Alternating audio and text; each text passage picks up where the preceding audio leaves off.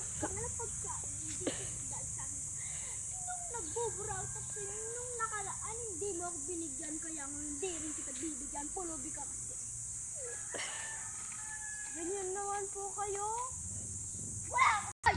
Ay! Kinuha yung pera ng pulubi ah! Ay! Ay! Bakit? Ay! Hindi ko pinukari. Ay! Ay! Ay!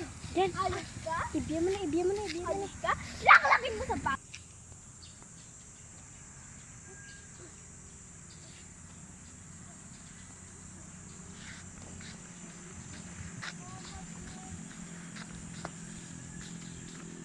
Maraming salamat ha.